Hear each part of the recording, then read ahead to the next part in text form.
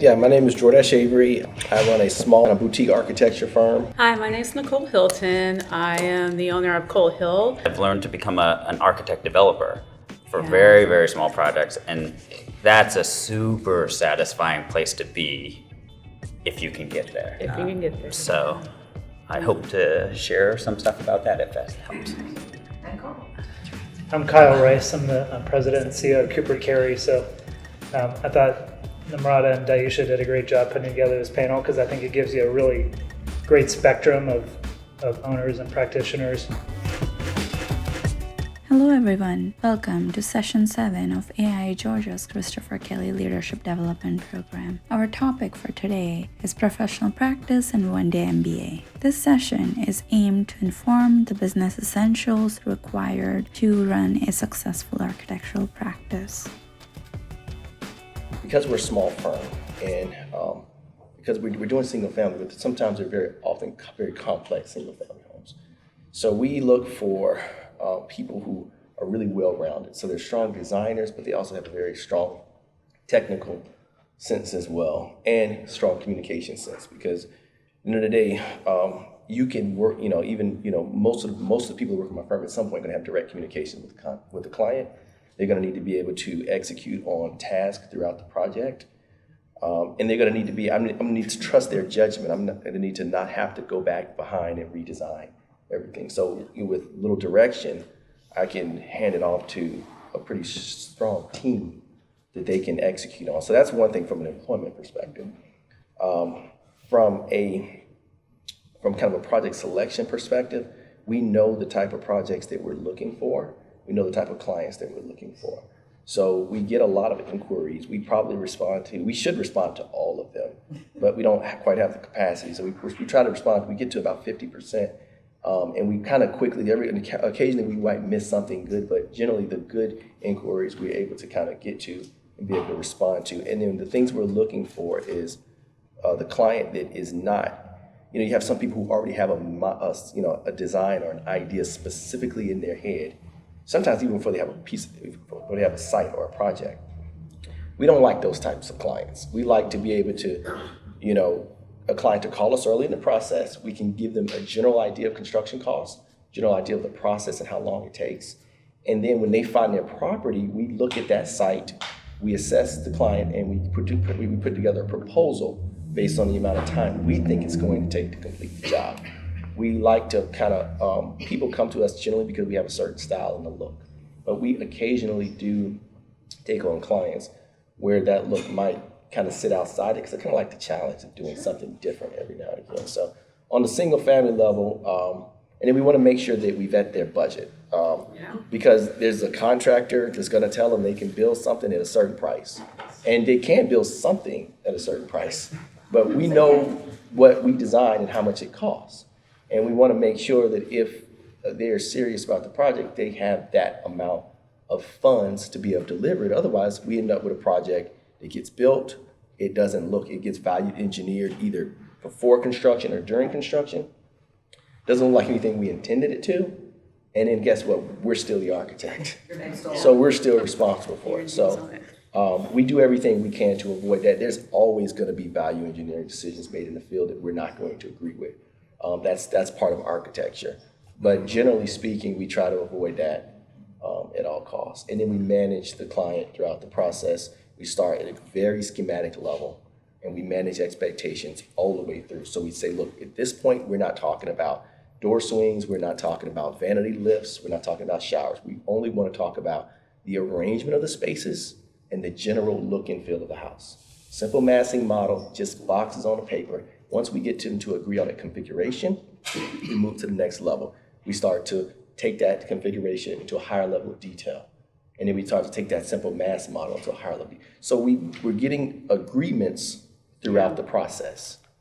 And that protects us from getting too far along and too much work and then having the client change their mind a lot. When we're changing your mind early, it's about very simple decisions. And we can there's a very set amount of exposure we have in the drawings. We can move this toilet from this side to that side, or we can flip this around because we're really only talking about this bathroom at this point in the process. So, and then we carry it through with it. We have a pretty robust. We use Revit like everyone else, but we do pretty extensive modeling and rendering throughout the entire process. So they have a very clear understanding of what they're seeing before it's built. Smart coaching and mentoring, and lack of a better word, along the way when you first were getting started. A little bit was naive. Everything being naive and really hopeful, a lot of hope, which I had to kind of reel back in a little bit. But honestly, it was through leadership, being on the AI Georgia board for 4 years as a director. I met a lot of great principals and different things like that. So and I had a lot of people cheering for me, whether it was the consultants. I let everybody know I was doing this because I thought it was crazy. And I was, but that's okay. Be on the AI Georgia board. I was a student representative of NOMA. I had just had a huge cheer session, and really I needed it. And so between that, having these, I won't say their names, but larger firms and medium-sized firms and my own personal firms that I had worked for. I mean, I had one large firm literally send me their project schedule, their fee structure, how they organize their studios, because really studios in a large firm is really a small firm. And so I just downsized it. I don't really consider myself a small firm, even though I am. I know that. We work on large projects, but you have studio in large firms with 2 people on 1 million square foot getting it done. So I can do 2 people on a, 60,000 square foot building, the same way. I just downsized it. So it was really the leadership and the support of my peers that really helped me get off the ground, and then really gave me my opportunities. So when people, I tried to partner, but when we landed our first larger project was at KSU, and we ended up doing 9 projects there. That came from an architect who I was a cert on the board with. And then we landed our second project, because I only do a few projects, but have high return versus a lot of projects that have low return. That's how we work. It has high profit. And so our next project was, we had a few projects on the books, but our larger project was a 3-addition full school renovation in Columbus, Georgia. And that was a huge project for us. And I had some peers who people asked about us. They backed us, and that's how we were able to be trusted with that. I never was beneath asking questions. I had a strong consultant team who knew that without you all, I'm not gonna make it there. And then I also made sure that, like financing, I outsourced that. There's a lot of inexpensive work, technology. I didn't have to have a network of a firm. It's all digital. It's a dedicated server, and they have a whole team. And so I had really smart people around me, really great people who supported me, and then really, really experienced people, including my mentor, who guided me in it. And then I made our firm for what worked for me. I'm a mom.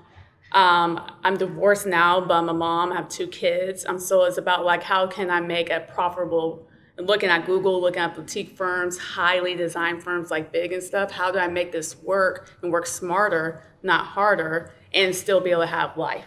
And so I totally redesigned the firm, working smarter, working how gifted people work. A lot of us are gifted, all of us pretty much are in this field, so we can work smarter. And I'm kind of going around in circles, but and then how do we execute well? And so through the support, through leadership, through really great consultants who know their stuff, and partnerships, that's what kind of got me off the ground. And did you have a project ready to go when you started your business? Is that how your business took off, or you just said, today's the day I'm starting my business and now you just Well, I actually did not want to start my own business. Okay. I was very aggressive. I graduated from LSU by 22. So I graduated really early, got into the 5-year program really early. It was very aggressive, and I was very adamant about being a partner. by the time I was in my late 20s. I was leading multi-million-dollar projects at the age of 25, so I was very aggressive. Don't quite recommend it completely because I did have a crash, but we'll talk about that later. But I was very aggressive, and I actually went to a smaller firm to be more well-rounded because I'm a designer at heart, but to really understand architecture, I believe you have to understand all aspects of it. Design, business, contracts, consultants, how do you lead a firm, how you put a project together, schedules, all these different things before you can really enter into the niche that you like. And so my first project, when I left my firm in my epiphany, I'm a woman of faith, so I knew that I was supposed to go out here and do it, and I thought I was crazy and thought it was career suicide because I was being shopped to become a principal at a few larger firms at the age of 29. I was an architect at that point. And I said no, because really becoming a principal is not a goal you achieve, it's something you buy into. And it's something that you really commit to. And so when I left, I really believe how you start something is how you'll be determined. I did not believe in stealing projects or work or anything like that. And so I had no clients. Don't recommend, this sounds really crazy as I say it, this is horrible. But I didn't have any clients, I didn't have that, but I had really successful people who knew me and who gave me kind of like their bones. So like Cooper Carey's project, which is $1 million project for them that might be too small because they're super busy, was a great start project for me, and that's kind of like how I found my projects. And Alex, so you, kind of a similar question.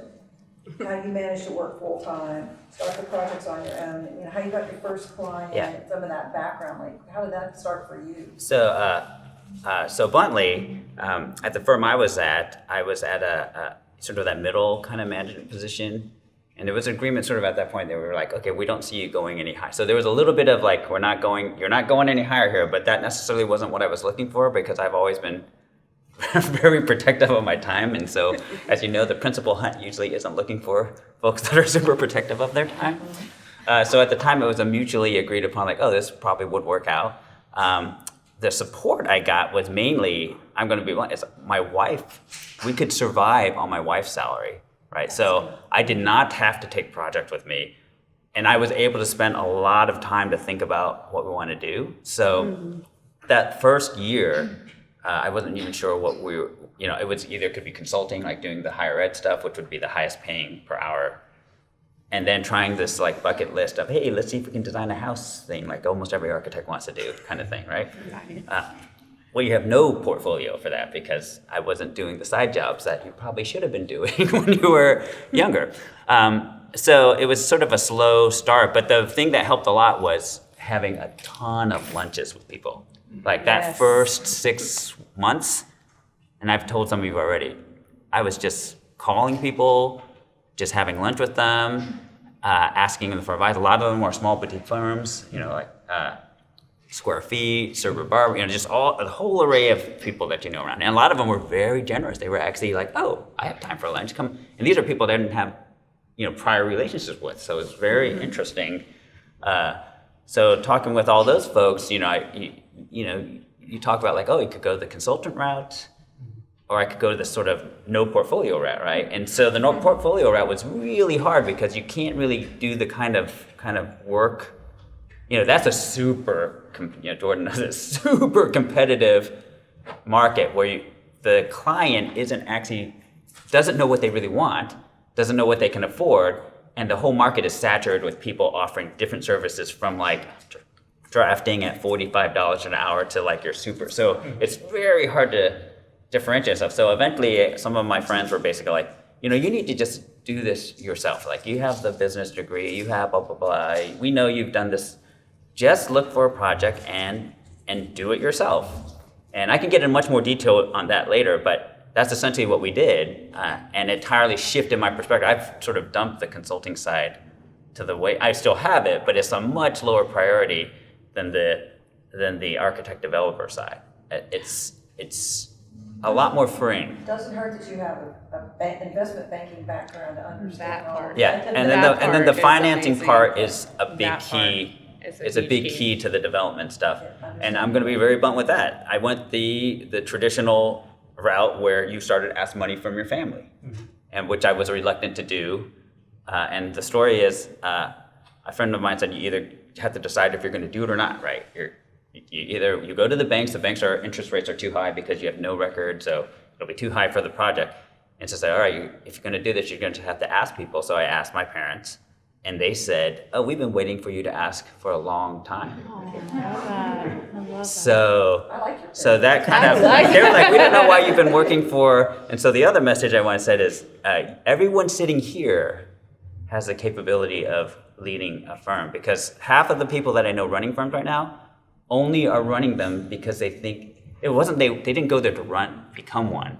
It just turned out that, oh, we can do this just as well as the guys that are, or lady, they're doing it right now, right? We're not geniuses or anything, but we could do it just as well, and then at least get control over all of these things that you wanted control over. Yeah. Right. All the stuff you complain about your principals and leaders, right? You're like, oh, you could actually take on that risk yourself, and you're fully, I'm going to just say right now, anyone in here is fully capable of doing it. Absolutely. Yeah. That's Thanks. true. That's good stuff. All right, Kyle, now you've got you're an architect and an MBA. And last night and this morning, I've talked to a lot of people, the MBA seems to be the focus of the day. We're going to try to do an MBA in one day, which you're only in 4 hours. So I don't think it's going to happen in the end, right? But now that you moved into the leadership side, talk about that combination and how that's been helpful to you and as you stepped into that role, what kind of transition that was like become, Sure. Not probably not on the boards as much as maybe you'd like to be. I'm kind of curious about that. So it's an interesting segue from what Alex described. A couple of things. I get home for dinner every night, and that's one of my priorities. Like, I'm at home, I tell people 6 o'clock to when my kids go to bed, don't try to call me. Control your time. Pre-COVID, I took Marta, and I think everyone at Woodruff Park downtown knows who I am, because I would be sprinting to 5 Points to get on the 536 to be able to get my kids at daycare. So I'm probably a joke with a lot of people that hang out at Woodruff Park, but and the other point, I didn't really enter the profession to become a president and CEO. I've always loved business, that aspect, and my dad had his own accounting firm. He worked in the basement of our house, and so he was a small business owner, and I think it's probably got a lot of that kind of influence. But I went to Georgia State from 2010 to 13 and did a flex MBA while I was still working full time.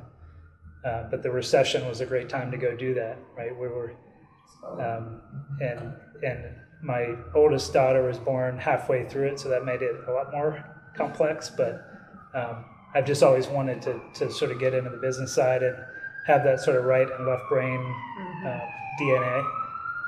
And it just go back to timing, and the timing sort of worked out. There's a lot of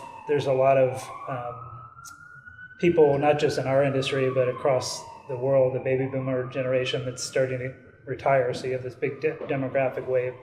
So there's a lot of leadership transition happening at firms in every industry. And so the timing of that, of Kevin saying, hey, this was 5 years ago, I'm 63, we need to think about my succession.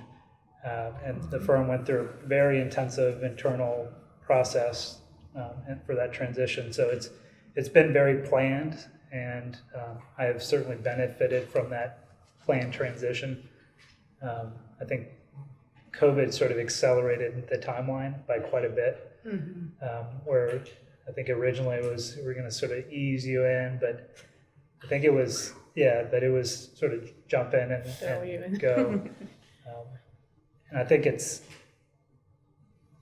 I'm very open and transparent, and want to bring that to the firm and teach people the business side of what we do, and make sure that all of our people are satisfied in what they're doing and have a path to where they want to go, and that's clear. But the MBA was very valuable. I didn't do it. Frankly, I was thinking about going into development at that time, because I think there was 65% unemployment in Atlanta and the architect for architects during the recession. So my wife's an architect.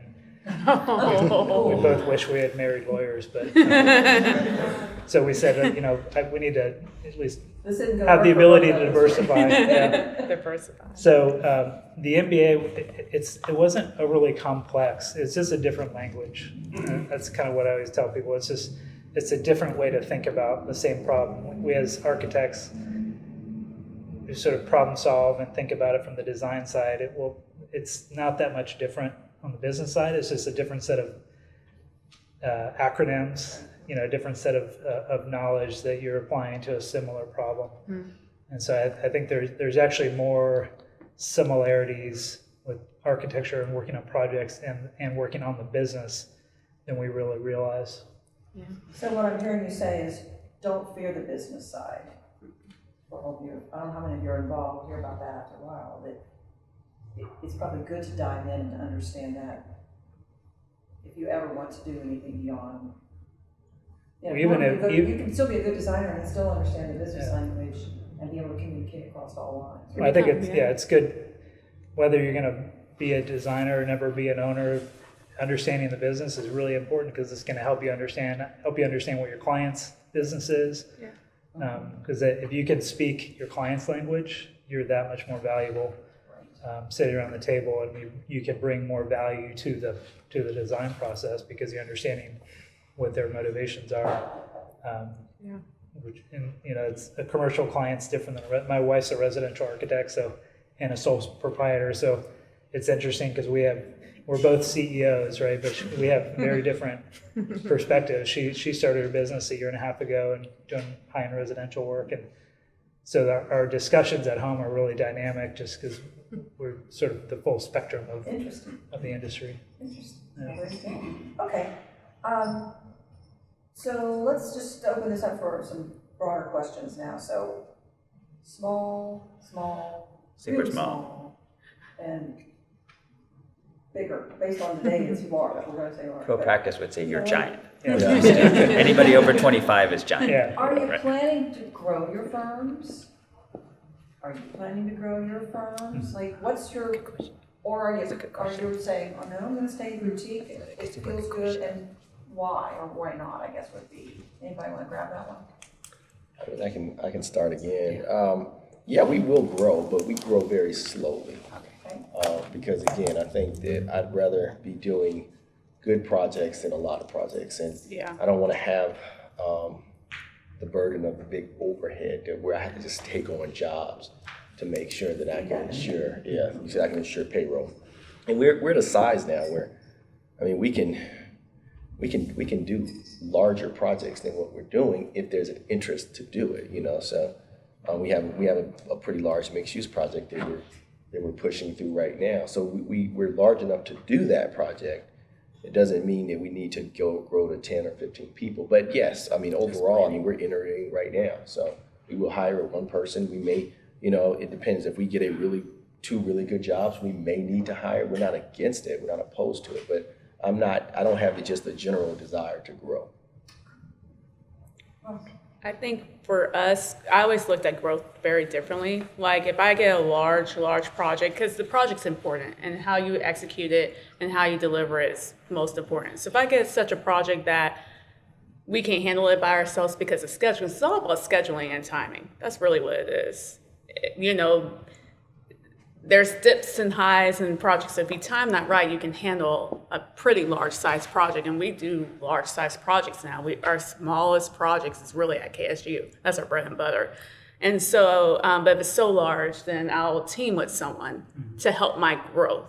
That's the way I look at it. But in terms of growth for us, what I'm actually have been doing for the past 2 years in COVID is diversifying our income and getting more into the development side, because that's what we have gotten into. So our growth is more so in the bottom line and in our income and how we have, and you could do that too. You might be great at renderings, so you might do that as a side along with your income. So it's really about having multiple streams of income versus just this one project type approach. Like to me, that makes me nervous to just have that, even though we turn down work all the time. And so for us, our growth, yes, the answer is yes, but it's more so in the diversifying the streams of income in our firm and the different types of being open and getting out of our own box of what is architecture versus just in people, if that makes sense. Well, that diversification is really important because as the marketplace changes, you can shift. Right? Exactly. And still have a cash flow that works. And I'm not talking about just project type. We have diversification in public and private. That's the hybrid strategy that I developed when we first started our project. So we have that But you have role. some things around It's the perimeter other that types. just takes care of it too. It's looking at your strengths and how can you use that same strength in a different way to bring in another type of revenue. One idea is vision consulting. You know, when a client brings you in and says, what can this be? I get paid for that now, like a lawyer, you know, as an hourly charge. And so if I'm vision consulting with you, that's less liability.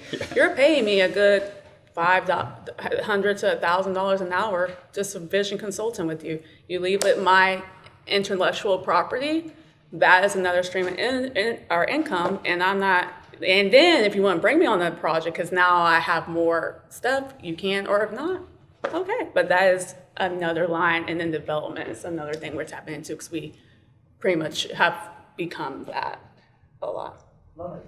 When we were talking a couple weeks ago, one of the things the structure that you set up, Nicole, I think that's brilliant, is you've got a small group, right? But you're leveraging either through contract work or teaming. That's how you're scaling, and I think it's really smart because you're keeping your The core. expense side small, right? And because the burden of owning your firm and making sure that your employees have food on the table and they can pay their rent, and that's a big burden, but you're able to then scale differently without taking on that big investment and then maybe having to retract quickly. So I think the way you've set it up is really, really smart. Yeah, I Some appreciate firms back in the day when there were more architects before the recession and everything, you know, they would gear up, they'd hire a lot of people. It's and- project-based. And I then they'd can't. lay them all off. Yeah. I can't. And if you get over just business wise, if you get over 7 people, just it's I mean, I'm being high level, but if you get over 7 people, you have to make over $1 million a year to feed that engine. So I purposely stay under 7, but at the same time, we can make a whole lot more profit, and our people are paid better to do. But you have to be more well-rounded and more skilled to do it. Very fluid. Yeah, what I like about the conversation that you guys have so far is that it's how you define growth, right? What do you mean by that? Yeah. And when we were at Perk in the Will, one of the ways they grew, they would acquire specialist companies, right? Globally, right? So they would do, and one of the questions we would ask is like, what is the strategy behind it? But to answer your question, I am not, from a growth traditional, I'm not planning on growing. And the main reason is control. As a sole proprietor, I don't sub anything either. I don't hire consultants. I make sure the owner hires them. I make sure, The owner pays for my I'm civil only engineer. right. So literally, I'm only responsible for the scope I'm supposed to do and the things I need to deliver. And another kudos for most of you guys here that you're going to learn, and you probably may already know, is we tend to be much better trained than a lot of the workers that are out there. Like you cannot believe know how your- some firms know are your run out there. power. Like you cannot. It's like Know your power. Cannot believe that. But yeah, you guys are very, very well trained at a very, very high level.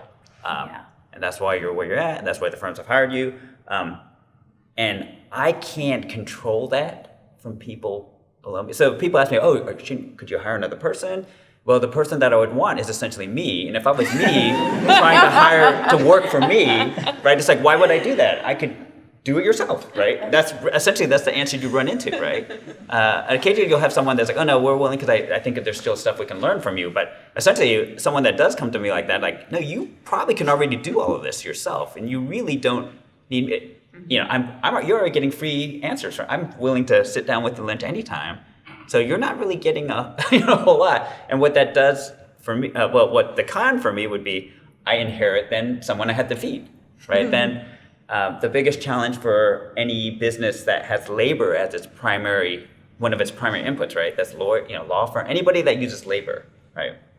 Is that our, and I'm going to get a little bit inside, our capitalist model hasn't yet figured out a really easy way to do well there without trying to do the normal models. Pay your most talented person you can for the least amount of money that they're willing to accept, which is ethically for me a very hard thing, Very right? hard for me. It's not that it's hard, but it's a hard model, right? Like you want to have your people to be able to be fully fulfilled, or at least feeling like they can get to where they need to, and be free to let them go or come as they need to. And it's a really hard thing to create. And so for me, when I started the business in 2016, it was like, okay, I can't realize that in a bigger firm on my own without getting a bunch of people with me working on it. So, all right, so the goal then is now to just scale and just control where I can control it.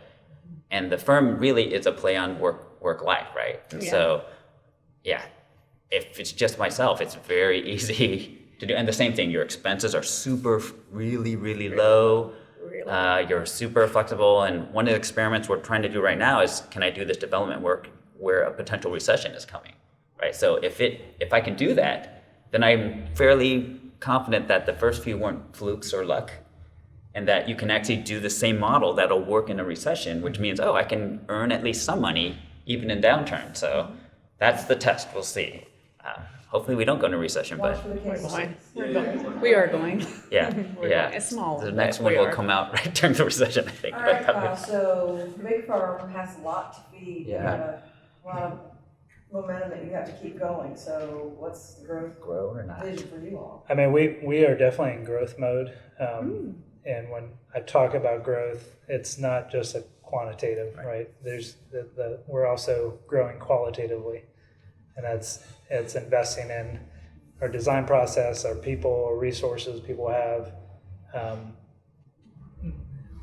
People ask me for a number. We're 340 now, which is a good sized firm, and I can't answer the number. There's not like I want to get to 500 people and stop, but I think there's a threshold out there between getting to a place where you're growing people-wise without sacrificing the quality of your work. That's good. And so That's really what I'm good. sort of looking ahead is how do we get to that threshold and try to hover there from a quantitative standpoint, and then really focus on quality. And then the quality equation sort of takes off, and the equation takes off.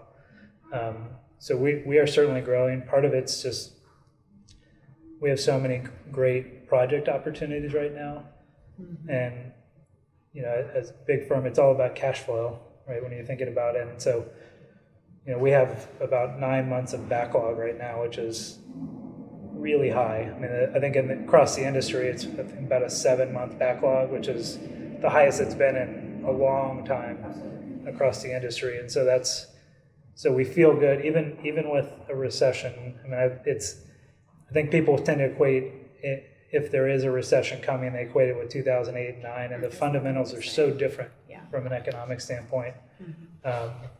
The regulation in the banking industry, when the pendulum swung to the complete opposite way. So there's so much regulation that there's more discipline on the capital market side. So even if there is a recession, I'm not worried about it right now. We'll quote you on that. But Yeah. But We're it's being recorded. we have a lot of clients that have done this a while, and they're thinking ahead, and 18 months, 24 months from now, construction cost is going to be less. The demand may still be there for a lot of the project types, and so we're starting a lot of new design projects because those clients are looking forward to when they would actually start construction. That's true. So I'm optimistic about our pipeline and growth from that standpoint. And as an owner, you have to be optimistic, okay? I mean, but you also have to there has to be a little bit of practicality once in a while. It's like, okay, I can't always look through the rose-colored glasses, but I do have to start looking at numbers and paying attention. And a 9-month backlog is huge. Yeah. That's huge. Which was unheard of. That's Yeah, huge. so we've been hiring.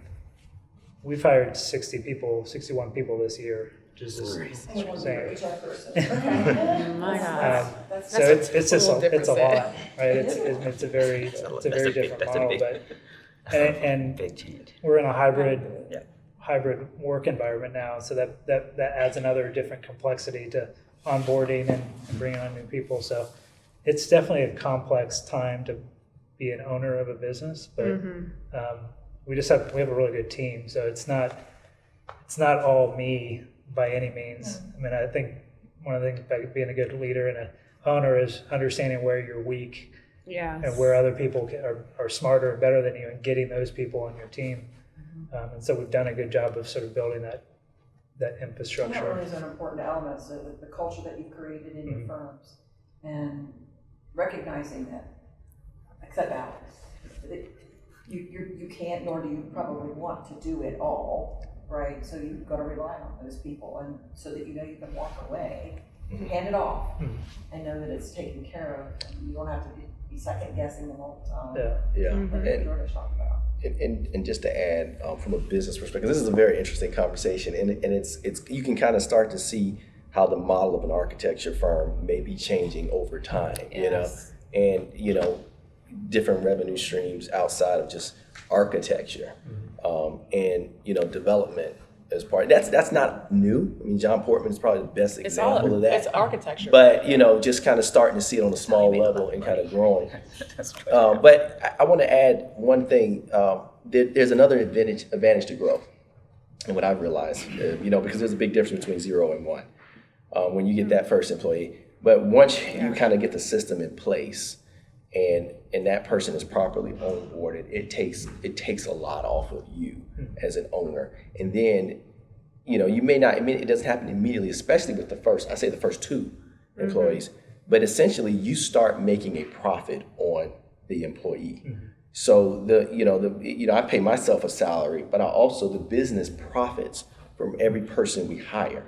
So when you look at growth from a business and growth from a revenue perspective, the advantage and disadvantage is, yes, you've got to feed the beast, but the advantage is the more people you hire, and especially if you hire good people, then it increases revenue significantly. And I found it, again, going back to the same conversation, if I have a person that, people who are a little bit more well-versed in a lot of different things, they're good communicators, strong designers, and very technically inclined, I can go on vacation. These are things I used to go on vacation, always take my laptop, and literally be working. Now I can kind of trust my team, and I'm still taking calls. There's going to be times when I'm working, but I understand that the business will continue to run itself when I'm not present. Okay.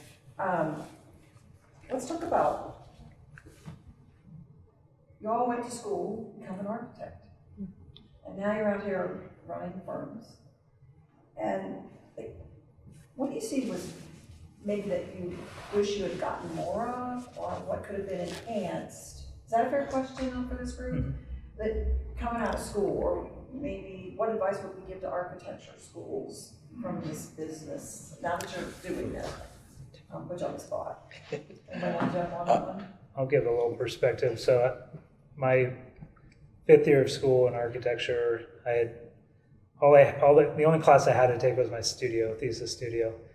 And I did a lot of research because I was interested in business, but I didn't want to just take a accounting 101 course and a finance 101 course. And the engineering school at the time had this 2-semester comprehensive business course that was taught by 2 retired executives from IBM. And it blew my mind. But all the engineers were required to take this. There wasn't anything like that offered in the School of Architecture. Part of that might just be a scale issue because the engineering school is a lot bigger, but so I jumped through a bunch of hoops to be able to take that course, and went back and met with, I still keep in touch with the dean of our architecture school, and said, you need to, if you can get something like this in the architecture school, it's going to be a huge differentiator to attract students who have that inclination and want to get that experience and have at least the framework to go out when they're hired and understand business concepts, just purely from an academic standpoint. So I think a lot of architecture schools now at least offer some sort of a business minor, where you can get your toe in the water, dip your toe in the water a little bit. But Did you guys all get that? Business? It wasn't just the professional practice class of that one semester. It Yeah, was and more that class was the most right. useless class I took. A little bit more than that, right? It's okay. Yeah, I guess that's why I was like, okay, more than your 2-hour pro practice class. Yeah, and they had different people come in all the time. Yeah, and okay. But I also think there's when you get out of school and you're excited about a job and you're passionate about design, you want to just be a designer, and sometimes you feel silly asking questions about, what does ROI mean, or what does this mean, and when you get into the numbers and the business. And I've noticed there's an incredibly talented generation that's coming out into their industry now that asks those questions and they want to know, and it's a sort of a different mentality. So you think about when the Gen Z generation sort of ascends into more leadership positions, they're going to be equipped with a lot better tool set within the industry than I think a lot of the. Not afraid to ask. Yeah. So I think I would just encourage everyone, if you have a question, and it's not stupid to ask a question about the business. It actually speaks very highly about your curiosity. But I have an MBA, and I was like, wow, if I'd known I could have learned everything in just one quarter or one Yeah, class. it would have been a lot cheaper. Yeah, way cheaper by the time you get an MBA, so. Yeah. Do y'all need one more year design? Now, I will say for me, because I am a hardcore designer. Like, I was one of those, like, when I start my practice, I don't want, I'm going to have someone who balances out a meeting with clients and the business of it, because I don't want to get away from the drawings and putting my hand in Revit. Like, I was like so faithful to it. And then a few years later, it changed. But what I've learned, I think, is what the question is, or if I went back, is to know your power and really understand how interrelated and how much we have learned in our education. Business is not just this, like, I did want my MBA, but a really great recommendation was like, you go to get your master's, but firm can pay for that. I'm like, that's really smart. I'm good with numbers, really good with numbers. I just love art too. But I would say that everything's so interrelated, and we had touched on that earlier. If you don't understand what the client's expectation, what the bottom line is, the budget realistic for the project you want to design and told to design? Do you know the schedule so you know when things need to get done, so redesign is more expensive? Everything is so interrelated that for what you want to do, to know it holistically is important. And so I think for me, going back, I had this daunting thing where when I started my firm, like, I don't have the business aspect, and I talk firmly now, but before I was like, I don't have my voice, just a lot of fear and stuff like that. But as I learned and I grew, I realized how, and I think we've all said it, how everything is so interconnected and how our education is so powerful that we know how to problem solve, we know how to think through something, and we know how to expose ourselves to different backgrounds to get to the answer. And so if you take that and you use it for what you need to do to be strong and excellent in what you do, you can achieve it pretty well. So there's a lot of things you could say about this, but one of the things that's also been hard to realize coming through the career-wise is that there are institutional things that are also outside of your control. There's just structural things that are outside your control. So one of the ones we talked on the phone was investment bankers get paid hourly way more than architects. Not that it's fair or anything like that. It's just the way our system has been designed. And one of the things I see, and you still have conversations about this 30 years later, is you mentioned very early on, like, there's a badge of working all-nighters and stuff like that. That's something that the industry has talked about for years, over and over and over again, and what we talked about, work life, right? And that's kind of counter to that, and it's this thing that we talk about all the time, and it is related to this sort of larger superstructure, right?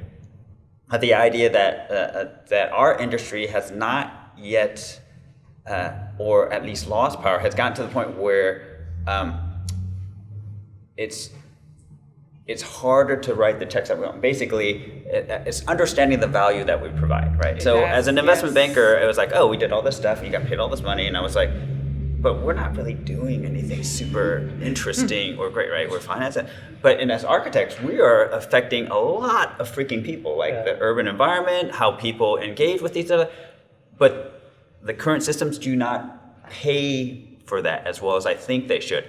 And so the question becomes, for me, is we can't change it by ourselves, but how do you incrementally move that a little bit so that the stuff that we had to deal with, which we're still dealing with for 30 years, 40 years, like that the next group doesn't have to, like, just, push that. And that starts with understanding our own value. Yeah. And when someone comes to us and say, hey, this is what I'm able to pay, you scale the scope to that level, but understanding that, hey, you can't throw everything into it, because it's essentially what we ask public school teachers to do, right? They're asked to do a lot for their salaries.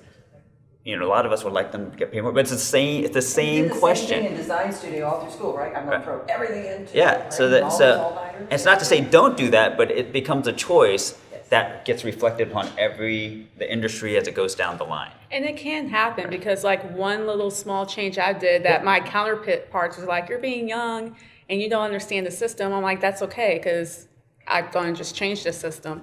Was like how I work on, like in your contract, a lot of times it's 20% on SD, I think it's like 35%, or 30%, 45% for CDs. Well, that's an old CAD model. Well, because I was in BIM and a BIM expert, and then my other person was in BIM, I know that's an old CAD model. We do most of our work, almost 80% of the work up front. So my public projects, I'm talking about my Douglas County contracts, the government contracts, I changed that. In fact, their lawyers contacted me. It's like, you're changing it from the other architecture firms, the large ones we work with. I'm like, absolutely, but if you want to work with me, this is what it's going to be.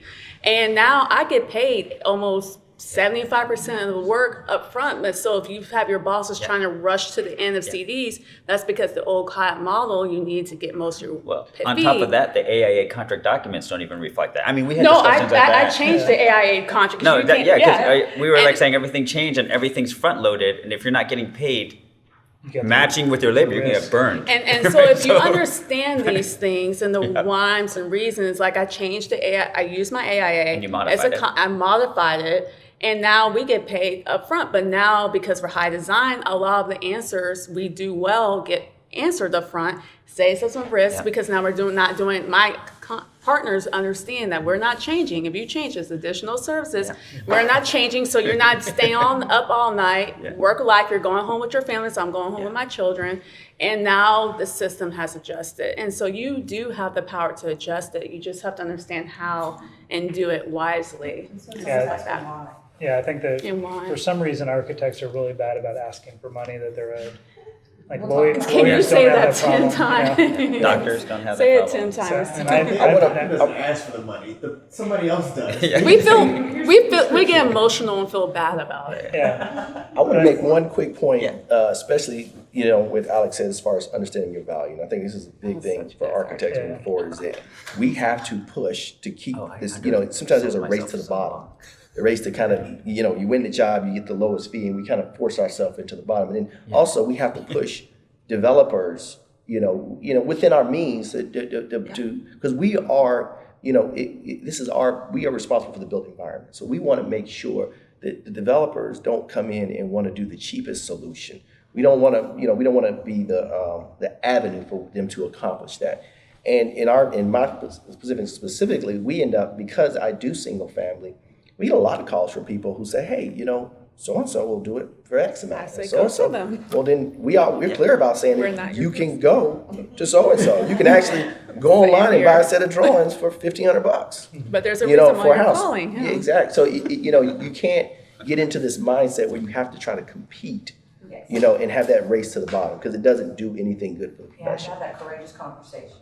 It's I don't do cost plus. and That makes me nervous. Yeah, and also I can't compete at that level. Like the general contractor that I'm building is like, he's also an architect as well. The guy I'm working with, an architect, he's a general contractor license, and we're not in the business to build on a spec house the lowest cost. And we also understand that the house we're building, it's very hard to communicate to the market that you have a better house than that developer's house, right?